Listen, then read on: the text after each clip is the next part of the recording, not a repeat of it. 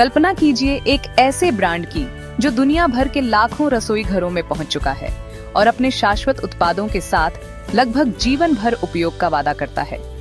Tupperware सिर्फ एक plastic container नहीं था, यह टिकाऊपन, भरोसे और घरेलू अर्थव्यवस्था का प्रतीक था। यह इतना मजबूत था कि कई घरों में 1980 के दशक के कंटेनर आज भी ऐसे इस्तेमाल हो रहे हैं जैसे बिल्कुल नए हों। शुरुआत में ये एक सफलता की कहानी लग सकती है, लेकिन समय के साथ ये एक नाटकीय विरोधाभास में बदल गई जिसने ब्रांड की किस्मत तय कर दी। उत्पाद इतने लंबे समय तक चलने वाले थे कि उपभोक्ताओं को नए उत्पाद खरीदने की जरूरत ही नहीं रही। अपनी ही सफलता का शिकार होकर टपरवेयर की बिक्री घटती गई और वित्तीय संकट के कगार पर पहुंच गया। यह कहानी 1940 के दशक की अमेरिका से शुरू होती है। एक आविष्कारक अर्ल टप्पर ने देखा कि प्लास्टिक सामग्री रोजमर्रा की जिंदगी का हिस्सा बन रही है और वह ऐसे एयरटाइट कंटेनर डिजाइन करते हैं जो भोजन को ताजा रखते हैं। ये कंटेनर सिर्फ कार्यात्मक ही नहीं, आधुनिक रसोई संस्कृति का प्रतीक भी बन जाते हैं। लेकिन असली क्रांति बिक्री के मॉडल में छुपी थी। पारंपरिक दुकानों से बिकने की बजाय टपरवेयर पार्टीज घरों में आयोजित की जाती हैं। ये पार्टियां सिर्फ उत्पाद प्रदर्शन नहीं, बल्कि ऐसे मंच बन जाती हैं जहां महिलाएं आय अर्जित कर सकती हैं, सामाजिक संबंध बढ़ा सकती हैं और एक समुदाय का एहसास पा सकती हैं। एक गृहिणी इन पार्टियों के जरिए अपना नेटवर्क बढ़ाती है, सामाजिक स्थिति मजबूत करती है और आर्थिक स्वतंत्रता हासिल करती है। 1950 से 1970 के स्वर्ण युग में टपरवेयर रसोई के आधुनिकीकरण का प्रतीक बन जाता है। गृहिणियां सिर्फ कंटेनर नहीं खरीदती, बल्कि नए उत्पादों को बताकर और अपने मित्र वर्ग को बढ़ाकर सामाजिक भूमिका भी निभाती है।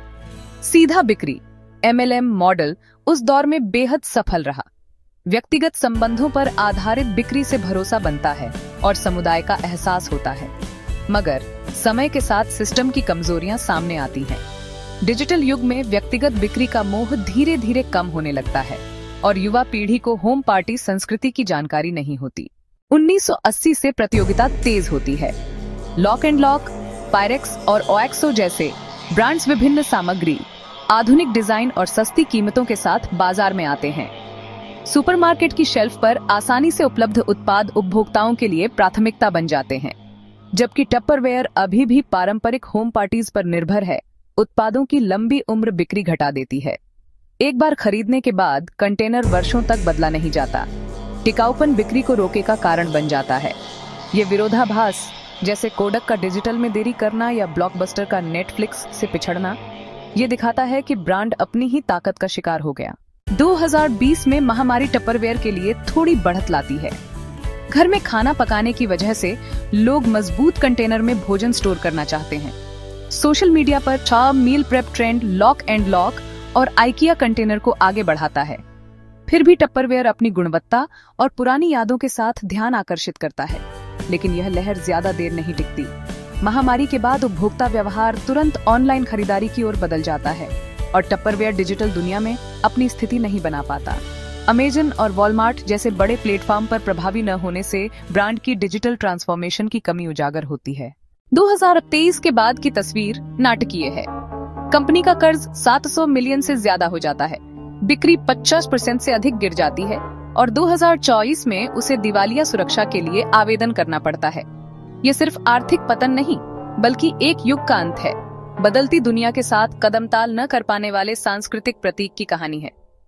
टपरवेयर की दिवालियापन को लेकर कई मिथक फैलते हैं। उनके उत्पाद बहुत गुणवत्ता वाले थे, इसलिए डूब गए।